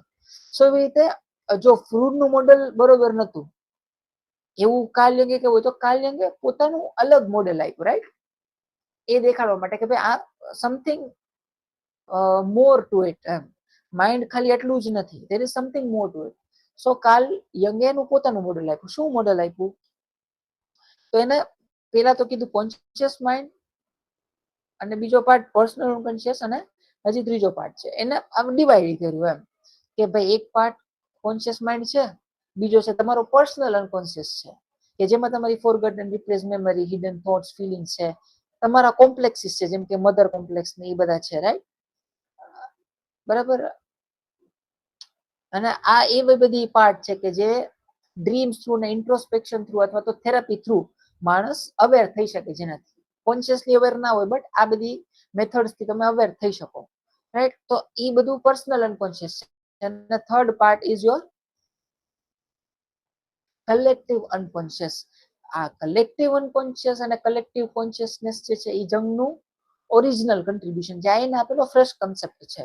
એમાં શું કીધું કલેક્ટિવ અનકોન્શિયસમાં તો કે this part is shared by all humans and which is inherited from our ancestors, બધા કોમન છે. એમાં શું આવે તો કે યુનિવર્સલ એક્સપિરિયન્સીસ અને આર્કીટાઇપ્સ આવે. So unlike the personal unconscious, this is not shaped by personal experience, it is innate, right. જે પર્સનલ અનકોન્શિયસ છે એ તો તમારા એક્સપિરિયન્સ ઉપરથી ડેવલપ થાય છે, બટ કલેક્ટિવ અનકોન્શિયસ શું છે તો કે ઇનેટ છે, એ બધા કોમન લેવલ છે ને બાય બર્થ છે, રાઈટ. એને શું કીધું કે બધામાં ઇનહેરિટેડ છે ને બધા હ્યુમન્સમાં કોમનલી આવતું હોય, રાઈટ, એવા એક્સપિરિયન્સીસ છે. સો આ એનું ઓરિજિનલ કન્ટ્રીબ્યુશન છે. આવું કાર્લ યંગે એના મોડેલમાં સમજાવ્યું. ઓલ્સો એને શું આપ્યું તો કે આર્કીટાઇપ્સ આપ્યા, જે આ કલેક્ટિવ અનકોન્શિયસમાં આવે. સેલ્ફ, પર્સોના, શેડો, એનિમા અને એનિમસ, રાઈટ. કે સેલ્ફ મતલબ the whole psyche, integrated balanced self.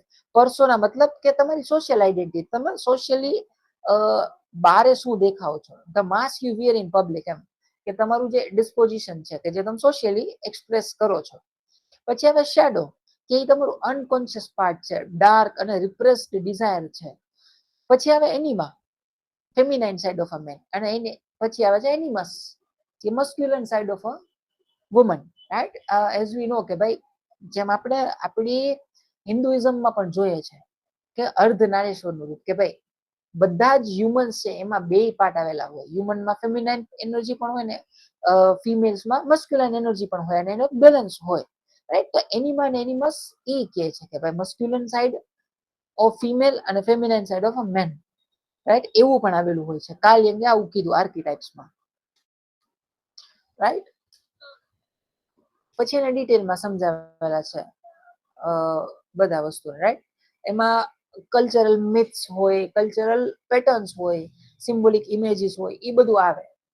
તો એને શું કીધું કે ભાઈ લાઈક આપણે હિન્દુઇઝમ થ્રુ આવતા હોય, બરાબર, તો આપણે એને અર્ધનારેશ્વર તરીકે જોતા હોય, એ રીતે શીખા હોય. આપણું કન્ડિશનિંગ એવી રીતનું હોય, આપણું એક્સપ્લેનેશન એવી રીતનું હોય, આપણે એવી રીતે સમજેલા હોય નાનપણથી, રાઈટ?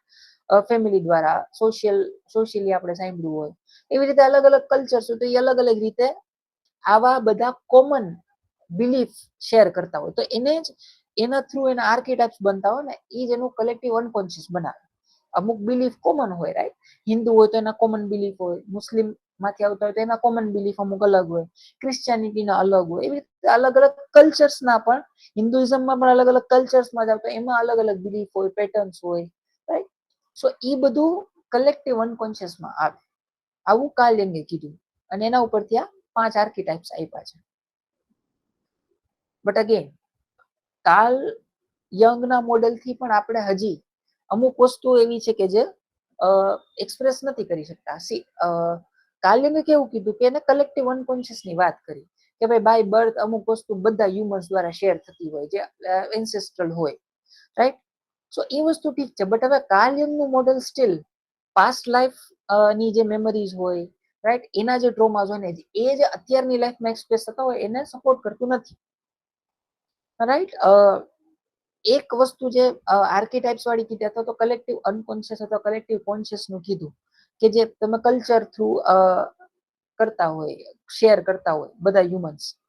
સો એ વસ્તુ અમુક હદે ફેમિલી કન્સ્ટલેશનને સપોર્ટ કરે છે, જેવું આપણે જોયું હતું લાસ્ટમાં કે ભાઈ તમારા ઉપર પણ રીઝન હોઈ શકે એમ, તમારી કન્ડિશન્સનું, તમારા ડિઝીઝીસનું, જે આપણે ફેમિલી કન્સ્ટલેશનમાં જોયું કે તમારી લિનિયેજમાં ચાલતી આવતી કોઈ વસ્તુ હોય, અમુક સિચ્યુએશન, અમુક ઇમોશન્સ હોય, રાઈટ? કે જે મહાકરણમાં આપણે જોઈએ છે, તો ફેમિલી કન્સ્ટલેશન વાળો પાર્ટ ક્યાંક થોડો ઘણો હજી ફિટ થઈ જાય કાર્લ યંગના મોડેલમાં, બટ તમારા પાસ્ટ લાઈફના જે એક્સપિરિયન્સીસ હોય એ એમાં ફિટ થતા નથી. But we will see, V partly નો કે ભાઈ અમુક વસ્તુ પાસ્ટ લાઈફના એક્સપિરિયન્સથી આવતો હોય, કર્મા બેઝડ હોય, રાઈટ? સો એ બધી વસ્તુ આ મોડેલમાં ફિટ થતી નથી કે ઈ ક્યાંથી આવે છે. સો ઈ સમજવા માટે આ બધું જ એક સાથે આપણે ફિટ કરી શકીએ, એના માટે we will see the third model, જે આ મોડેલ કે જે હિપ્નોથેરાપીમાં કોમનલી યુઝ થતું હોય, right? which is the model of mind which is developed by Dr. Johann Kapas, right? કે એ મોડેલ શું કહેવા માંગે છે? હવે એમાં શું છે, તો એને એવું કીધું કે there are 4 areas of mind: conscious, critical area of mind અથવા તો critical filter area, અને આમ છે સબકોન્શિયસ ત્રીજો પાર્ટ. બટ એ સબકોન્શિયસ માઇન્ડને બે પાર્ટમાં ડિવાઈડ કરેલા છે, મોડર્ન મેમરી અને પ્રિમિટિવ માઇન્ડ, બરાબર? આવું મોડેલ ડોક્ટર જોન કપાસે આપેલું છે. સો એને શું સમજાયું, તો કે કોન્શિયસ માઇન્ડ શું છે, તો કે he retains and remembers the events and feelings of approximately the past 1.5 hours only, બરાબર? કોન્શિયસ માઇન્ડ નું ફંક્શન એવું છે કે ભાઈ પાછલા 1.5 કલાક સુધીમાં જેટલું થયું ને એટલી જ મેમરી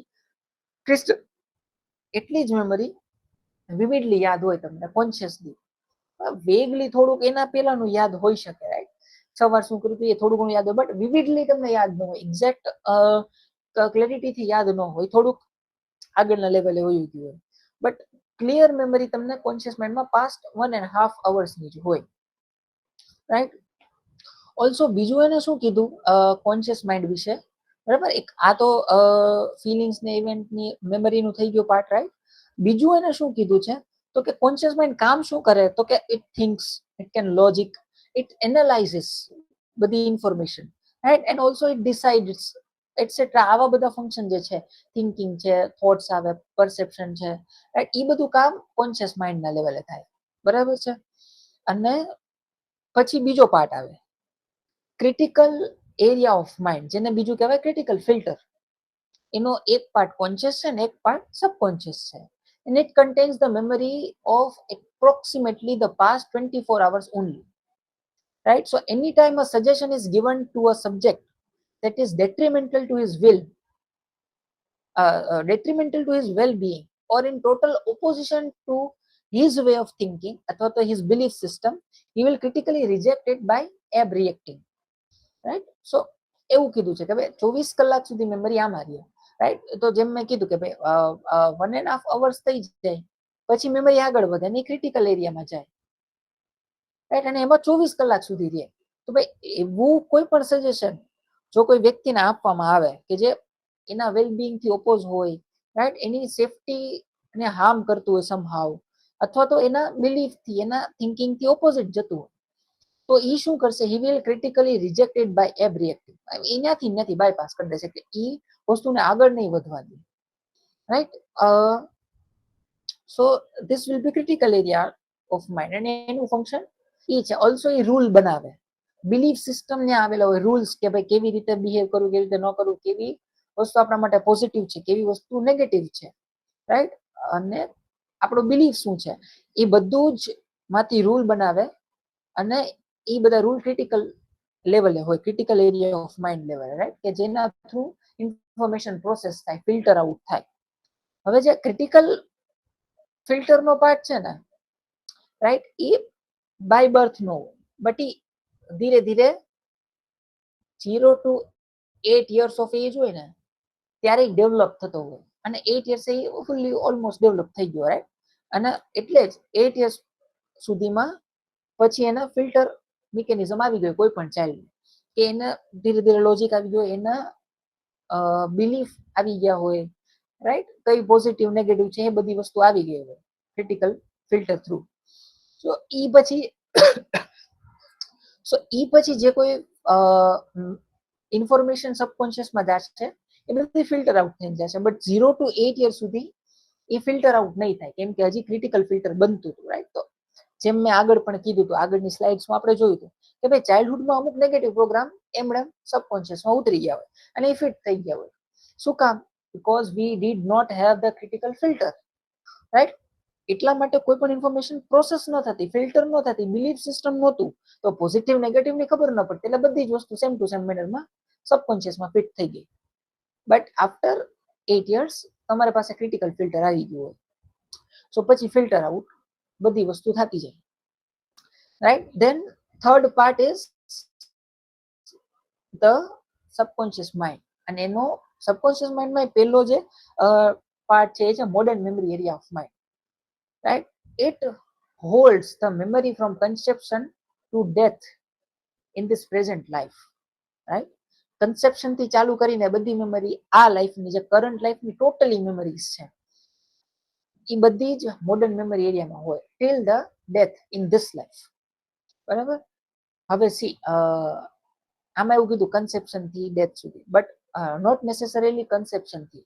મેમરીઝ ક્યાંથી આવે સબકોન્શિયસમાં, બરાબર, તો કે જ્યારે સોલ એન્ટર થાય બોડીમાં. હવે નેસેસરીલી નક્કી ન હોય કે બધી જ સોલ છે કન્સેપ્શન એન્ટર થઈ જ જાય, રાઈટ, નોટ નેસેસરી. એમ અમુક સોલ્સ હોય કે ભાઈ કન્સેપ્શન ટાઈમે આવી જાય, but some souls come later. એમ generally fourth month is said to be the ideal time કે જ્યારે સોલ એન્ટર થાય, બરાબર છે. ઇવન જેમ પ્રિડિક્ટિવમાં આપણે કોન્સેપ્ટ છે, જેમ ડોક્ટર પ્રોફિલ વિજય કરે સમજાવેલું છે, એવી રીતે also in hypnotherapy it is said કે ફોર્થ મંથ છે, અને સ્પેસિફિક આપણે જાય તો 4th day of 4th month, કે ત્યારે તમારી સોલ એન્ટર થાય તમારા બોડીમાં, અને ત્યારથી તમારી મેમરી આઈડિયલી સ્ટાર્ટ થાય, રાઈટ. ત્યારે ફિક્સ થઈ જાય એમ, બરાબર. એની પહેલા પણ સોલ આવી શકે, બટ ત્યારે ફિક્સ થાય કે ભાઈ આ બોડીમાં સોલ રહેશે કે નહીં, but still it is not hard and fast. Soul can also come later also, હજી પાછળના મંથ્સમાં પણ આવી શકે. તો ઇન શોર્ટ, જ્યારથી સોલ એન્ટર થાય બોડીમાં ત્યારથી લઈને એની ડેથ થાય ત્યાં સુધીની મેમરી મોડર્ન મેમરી એરિયામાં હોય, રાઈટ. બીકોઝ સોલ જ્યારે આવે ને ત્યારે એ સબકોન્શિયસ ભેગું લઈને આવે.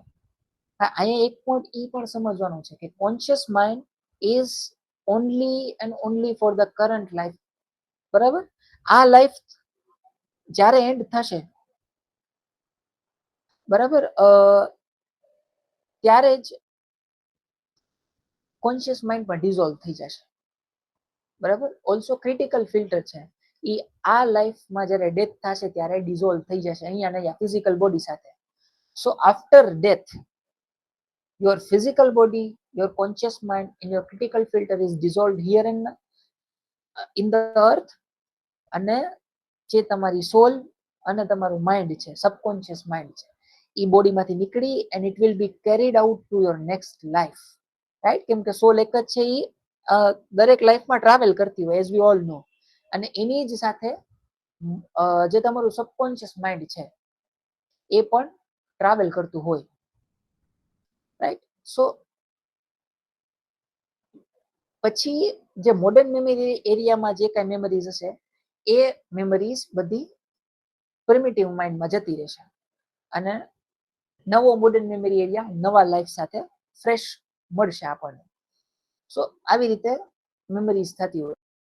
પછી ફોર્થ પાર્ટ છે primitive area of mind. It is also a part of subconscious mind, and it includes all the primitive memories that lies dormant, right, which includes genetic heritage જે આપણે lineage માં આવેલો આવતો હોય, also evolved learning કે જે primitive stage થી જે reptiles થી mammals ને mammals થી humans સુધી જે evolution માં જે કાંઈ learning હોય એ બધું છે, એની conditioning છે, right, એ બધું અહીંયા આવે. ઓલ્સો ઇટ ઇન્ક્લુડ્સ તમારા ફેમિલી કન્સ્ટેલેશન વાળી જે કોઈ ઇન્ફોર્મેશન હોય, તમારા ફેમિલી લિનિયેજની બધી ઇન્ફોર્મેશન છે, એ બધી આ એરિયામાં આવે. અને ઓલ્સો તમારી જે પાસ્ટ લાઈફની બધી મેમરીઝ આવશે, તમારી જેટલી પાસ્ટ લાઈફ હશે એ બધાની મેમરીઝ, એ બધાના ટ્રોમાસ છે, એ બધાના ડાઇંગ થોટ્સ, એ બધું જ પ્રિમિટિવ એરિયા ઓફ માઇન્ડમાં પડેલું હશે, રાઈટ. ઇટ વિલ બટ આ એરિયામાં બધું પડેલું છે, રાઈટ. બટ એ એમણે તમે એક્સેસ ન કરી શકો, યા તો એમણે બહાર ના આવી જાય, અથવા એમાંથી કોઈ રિએક્શન ન આવે. It will only react when it will be triggered, regressed, બરાબર, જેમ હિપ્નોથેરાપીમાં કરીએ રિગ્રેશન કરીએ, અથવા તો threatened beyond the point of reason. તમે એને થ્રેટન કરો તો જ ત્યાંથી રિએક્શન આવે સીધું, બરાબર. Example would be a flight or flight reaction or an impulse to kill, કે એક લેવલ કરતા વધારે તમે એને થ્રેટન કરો, બરાબર, એવી સિચ્યુએશનમાં તમે મુકાઈ જાઓ કે જ્યાં લોજિક નો રહે, તમે એવી સિચ્યુએશનમાં આવી જાય, ત્યારે ફ્લાઇટ ઓર ફાઇટ રિસ્પોન્સ આવે. તો તમારા બધા ફાઇટ ઓર ફ્લાઇટ રિસ્પોન્સ પણ પ્રિમિટિવ માઇન્ડના પાર્ટમાંથી આવે છે બધા જ. અથવા તો અનનેસેસરી ઇમ્પલ્સ ટુ કિલ આવે ક્યારેક, લોજિકલી તમે સમજી ન શકો એમ કે ભાઈ આ ઇમ્પલ્સ ટુ કિલ ક્યાંથી આવે. સો એ ક્યાંથી આવે છે, તો એ પ્રિમિટિવ માઇન્ડના એરિયામાંથી આવે છે. ઓલ્સો તમારા બે પ્રિમિટિવ ફિયર્સ, બે ઇનનેટ ફિયર, આપણને ખ્યાલ છે કે બે જ ફિયર એવા છે કે જે બાય બર્થ પ્રેઝન્ટ હોય, બાકી બધા જ ફિયર આફ્ટર બર્થ લર્ન કરીએ આપણે ધીરે ધીરે ધીરે. બે ફિયર કયા છે કે જે ઇનનેટ છે, તો કે ફિયર ઓફ લાઉડ નોઇસ અને ફિયર ઓફ હાઇટ. હવે એ બે ફિયર પણ તમારા પ્રિમિટિવ માઇન્ડ એરિયામાં આવેલા હોય છે, કે જે ઇવોલ્યુશનરી પહેલેથી આપણામાં કોડેડ છે, રાઈટ. તો એ બધી વસ્તુઓ પ્રિમિટિવ માઇન્ડમાં આવશે, આટલી information, right. And also suggestions affecting this area result in rapid reaction without reason. ખાસ કરીને જેવું હિપ્નોથેરાપીમાં આપણને જોવા મળતું કે ભાઈ આ એરિયાને ટ્રિગર કરવા માટે જે સજેશન આપે તો રેપિડ રિએક્શન આપે, રીઝનિંગની જરૂર ન પડે, એવા ઇમ્પલ્સ આપે કે જેના માટે રીઝન ન હોય એમ, right.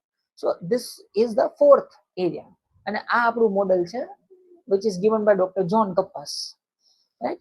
So this model will be very helpful and useful specially in our practice, એમ કે આપણે જેટલી વસ્તુઓથી પ્રેક્ટિસ કરીએ છીએ, ખાસ કરીને પ્રિડિક્ટિવમાં જોવા જાય કે આપણે જેટલા એરિયાઝ યુઝફુલ છે, આપણે જે રીતે એક્સપ્લોર કરીએ છીએ માઇન્ડમાં, રાઈટ. અને જ્યાંથી આપણે રૂબ્રિક લઈએ છીએ, જે એરિયા કન્સિડર કરીએ છીએ, બધું જ આ 4 પાર્ટમાં કન્સિડર થઈ જાય, કવર થઈ જાય કે ક્યાંથી કઈ વસ્તુ આવે છે, રાઈટ. સો ધેટ્સ વાય મેં આ મોડેલ રાખેલું છે સમજવા માટે, કે એનાથી તમે વધારે બેટર અન્ડરસ્ટેન્ડિંગ લઈ આવી શકશો. હવે જે ક્રિટિકલ ફિલ્ટર છે એનો એક લિમિટ છે, રાઈટ. જે મેસેજ યુનિટમાં હોય એ limit, message unit day to day લાઈફમાં જેટલી મળે એ એક સર્ટન લિમિટ સુધી પ્રોપર ક્રિટિકલ ફિલ્ટર જે છે એ ફિલ્ટર આઉટ કરી શકશે ઇન્ફોર્મેશન, રાઈટ. અને એનાથી વધારે થશે, એક લેવલ કરતા વધારે મેસેજ યુનિટ થઈ જશે, બરાબર, તો ક્રિટિકલ ફિલ્ટર ક્લોગ થઈ જશે. ક્લોગ થઈ જાય તો શું થાય, ક્રિટિકલ ફિલ્ટર બ્રેક થઈ જાય અને બધી જ ઇન્ફોર્મેશન ડાયરેક્ટલી ફિલ્ટર આઉટ થયા વગર સબકોન્શિયસમાં જતી રહે, રાઈટ. હવે એવું કીધું હતું કે critical area is partially conscious and partially subconscious, right. શું કામ, એવું શું કામ છે, તો કે we have been educated and condition to develop an analytical sense of evolution on the conscious level. બરાબર. કોન્શિયસ લેવલમાં મેં કીધું લોજિક છે, એનાલિસિસ છે, એ બધું આવેલું છે. એટલે એટલો પાર્ટ ફિલ્ટર આઉટ કરવા માટે ક્રિટિકલ એરિયાનો કોન્શિયસ છે. At the same time we have learned and developed a belief system to avoid anything that is critical or threatening to us on a subconscious level. જેમ આપણે જોયું survival માટે બધું subconscious લેવલે છે. સો એટલા માટે જે એટલો પાર્ટ છે બરાબર ક્રિટિકલ ફિલ્ટર ની સબકોન્શિયસ છે, એટલે પાર્ટલી કોન્શિયસ છે, પાર્ટલી સબકોન્શિયસ છે. એ બે મળી જજમેન્ટ બનાવે, રાઈટ. એના થ્રુ બે કોઓર્ડિનેશનમાં હોય અને પછી જ વસ્તુ ફિલ્ટર આઉટ થાય, રાઈટ. સો એટલા માટે એક પાર્ટ કોન્શિયસ છે ને એક પાર્ટ સબકોન્શિયસ છે critical filter નો. So the critical area will not analyze message units or release them into the modern memory area as long as the consciousness is present, but it will release them only when sleep takes place or consciousness is in abeyance or it is suspended. એમ કે થોડી ઘણી આડાવડી conscious ન હોય, fully conscious ન હોય ત્યારે જ એ modern memory એરિયામાં બધી ઇન્ફોર્મેશન મોકલશે, right, is in the hypnotic state, because at that time there is no conscious critical ability to hold on to them, right. કે હિપ્નોસિસમાં જેમ થાય કે શું થાય, કોન્શિયસ સ્ટેટને અલ્ટર કરવામાં આવે અને સબકોન્શિયસ સુધી એક્સેસ મેળવવામાં આવે. સો શું કીધું છે કે ભાઈ જ્યાં સુધી કોન્શિયસનેસ પ્રેઝન્ટ હોય ને ત્યાં સુધી ક્રિટિકલ ફિલ્ટર આગળ ફિલ્ટર આઉટ નહીં કરશે, હોલ્ડ ઓન કરી રાખશે બધી information, right. And if too many message units accumulate in the critical area, the body fatigues and start preparing the person to go into the sleep state to vent, right. કારણ કે જે નકામી information ભેગી થઈ હશે એને filter out કરીને બહાર કાઢવી પડશે તો જ તમારી કોન્શિયસનેસ અવેરનેસ જે છે એ બધા ક્લિયર થાય, રાઈટ. અને કામની વસ્તુ સબકોન્શિયસમાં જાય. એન્ડ આવી સિચ્યુએશનમાં શું થાય તો કે the brain may become disorganised, making the individual fatigued, irritable and upset, કે જેનાથી તમને સ્લીપમાં જવાની ઈચ્છા થાય અને તમે સુઈ જાવ તો વેન્ટિંગ આઉટ સ્ટાર્ટ થાય, રાઈટ. જેવું આપણે જીએનએમમાં જોયું છે કે જીએનએમમાં બે કોન્ફ્લિક્ટ એક્ટિવિટી અને કોન્ફ્લિક્ટ રિઝોલ્યુશન હોય, રાઈટ. તો એમાં સિમ્પથેટિક તો એમાં સિમ્પથેકોટોનિક અને વાગોટોનિક ફેઝ હોય, રાઈટ. કે વાગોટોનિયામાં તમે જાઓ પછી જ એ કોન્ફ્લિક્ટ રિઝોલ્યુશન ચાલુ થાય, રાઈટ. કેમ કે ત્યારે જ કોન્શિયસનેસ ઓછી થાય, લોજિકલ માઇન્ડ છે એ થોડુંક ડાઉન થાય અને બધી ઇન્ફોર્મેશન સબકોન્શિયસમાં જાય તો પછી જ એ એક્ટિવ થાય, રાઈટ. ફિલ્ટરિંગ ત્યારે સ્ટાર્ટ થાય. સો એવી રીતનું છે કે ભાઈ જ્યારે તમારું સ્લીપ સ્ટેટ ચાલુ થશે અથવા તો કોન્શિયસનેસ સસ્પેન્ડ થશે ત્યારે તમારું ફિલ્ટરિંગ પ્રોસેસ સ્ટાર્ટ થશે. And the more emotional traumas any individual has, the more sleep he needs, બરાબર. કારણ કે રિઝોલ્યુશન સ્લીપમાં જ થશે તો જેટલી ઇમોશનલ ટ્રોમાસ અથવા તો આપણી જીએનએમની લેંગ્વેજમાં આપણે કહેતો જેટલી વધારે કોન્ફ્લિક્ટ એટલી સ્લીપની વધારે જરૂર રિઝોલ્યુશનમાં, right. So if the person perceives if a person receives overabundance of message units and when it is impossible to sleep or escape, બરાબર. ઘણીવાર એવું પોસિબલ બને કે ભાઈ તમે કોઈ એવી સિચ્યુએશનમાં હોય કે જ્યાં તમે સુઈ ન શકો અથવા તો એ સિચ્યુએશનમાંથી નીકળી ન શકો, ઓવરવર્ક ક્યારેક કરવું પડતું હોય, રાઈટ. સો એવી સિચ્યુએશનમાં જો તમે over abundance of message unit receive કરો, બહુ બધા એક સાથે મેસેજ યુનિટ તમને મળે તો શું થાય તો કે ત્યારે હાઇપર સજેસ્ટિબિલિટી અને એની સાથે સાથે એન્ઝાઇટી આવે, બરાબર. એ વ્યક્તિ સુએ નહીં ને તો એને હાઇપર સજેસ્ટેબલ થઈ જાય, બરાબર. હાઇપર સજેસ્ટેબલ કેવી વસ્તુ છે તો કે જે કોઈ વસ્તુ તમે કહો ને એ વિચાર્યા વગર પર્સન કરી નાખે, બરાબર. જેવું સજેશન આપો ને એવું એ કરી નાખે, લોજિક બાયપાસ કરીને, રાઈટ. નોર્મલી હું તમને કહું કે ભાઈ હાથ ઊંચો કરો તો પેલા પ્રોસેસિંગ થાય, લોજિકિંગ થાય, રાઈટ. કોઈ પણ વ્યક્તિને તમે કહો હાથ ઊંચો કર તો કરી નહીં નાખે. શું કામ? બીકોઝ એની કોન્શિયસનેસ પ્રેઝન્ટ છે, એનું લોજિકિંગ પ્રેઝન્ટ છે, એનું ક્રિટિકલ ફિલ્ટર ક્લોગ નથી થયેલું. બટ જ્યારે વ્યક્તિ આવી સિચ્યુએશનમાં આવે અને હાઇપર સજેસ્ટેબલ થઈ જાય તો એ લોજિકને બાયપાસ કરીને તમે કેશ ઓન કરી નાખશે અને સાથે સાથે એન્ઝાઇટી પણ આવે. શું કામ? ટુ મેની મેસેજ યુનિટ્સ ભેગા થઈ જાય તો તમે ક્લિયરલી વિચારી ન શકો, કન્ફ્યુઝન આવે અને સ્લીપી સ્ટેટ આવતી હોય ને એની સાથે બહુ બધા વિચારો આવતા એટલે એન્ઝાઇટી એટલે આવવા માંડે. And at this time the critical area becomes less critical, right. શું કામ? Because it is being threatened and the consciousness is stimulating sleep in the hypersuggestible state, right? કે ભાઈ એક તો એક બાજુથી વધારે મેસેજ યુનિટ આવી રહ્યા છે, એક સાઈડ થી કોન્શિયસનેસ છે એ સ્લીપ ને સ્ટિમ્યુલેટ કરતી હોય, રાઈટ? આગળ જેમ કીધું કે બ્રેન ને ફટીગ થાય ને એ બધી વસ્તુઓ સ્ટિમ્યુલેટ થાય, અને એક બાજુ સ્લીપ મળે એમ હોય નહીં, એટલે હાઇપર સજેસ્ટિબિલિટી થતી હોય, રાઈટ? તો ત્યારે ક્રિટિકલ એરિયા કન્ફ્યુઝ થઈ જાય, બ્લોક થઈ જાય, ક્લોગ થઈ જાય, અને હાઇપર સજેસ્ટિબલ સ્ટેટ થઈ જાય અને લેસ ક્રિટિકલ બને. And it starts dropping messages without evaluating them directly into subconscious. તો આવી સિચ્યુએશનમાં પણ એવું થાય કે ભાઈ ડાયરેક્ટલી સબકોન્શિયસમાં ઇન્ફોર્મેશન આવી જાય. હવે મેં કીધું એમ કે ખાલી સબકોન્શિયસમાં ઇન્ફોર્મેશન જશે નહીં, પણ ત્યાંથી રિસ્પોન્સીસ પણ બહાર આવશે. તો ઘણીવાર આવી જ્યારે સિચ્યુએશન્સ હોય ને, ઘણીવાર ઘણી કોન્ફ્લિક્ટમાં એવું થઈ જાય કે ભાઈ તમે ઓવર એબન્ડન્સ થઈ જાય, ઓવરવેલ્મ થઈ જાઓ ફિલિંગ્સથી, રાઈટ? તો ત્યારે તમારું લોજિકલ થિંકિંગ બંધ થઈ જાય, અને ઘણીવાર તમે એવી કઈ વસ્તુ કરી બેસો કે બોલી બેસો કે which you didn't actually mean, એમ પછી તમને ખબર છે રિપેન્ટન્સ થાય આપણેમાં. આપણે રૂબ્રિકમાં જોતા હોય એમ કે ભાઈ રેજ ફોલોડ બાય ક્વિક રિપેન્ટન્સ, અથવા તો એંગર કે એવી રીતનું બિહેવિયર તમે કરી નાખો કે ભાઈ તમને અફસોસ થાય કે યાર આટલી મોટી વાત તો નથી હો, આવું બધું રિએક્ટ કરવાની જરૂર નથી. પણ એ શું કામ થાય છે? તો કે એવા ટાઈમે the critical area becomes less critical, right? And it starts dropping message units without evaluating them direct in to subconscious, અને ત્યાંથી જ સબકોન્શિયસમાંથી સીધા રિસ્પોન્સ બહાર આવતા હોય છે. સો એટલા માટે ઘણીવાર જ્યારે ડાયરેક્ટ સબકોન્શિયસમાંથી રિસ્પોન્સ આવે તો તમને ખ્યાલ ન રહે કે તમે શું કરી નાખ્યું, રાઈટ? અને ઓલ્સો એના લીધે નેગેટિવ હેબિટ્સ અને હાઇપર સજેસ્ટેબિલિટી ઘણીવાર ડેવલપ થઈ જતી હોય છે વ્યક્તિની અંદર. સો આવી રીતના જ્યારે ફિલ્ટર ક્લોગ થઈ જાય તો આવું થતું હોય છે. સો આગળનો પાર્ટ સાઇઝ અને સાઇટ અને ફંક્શન ઉપર છે.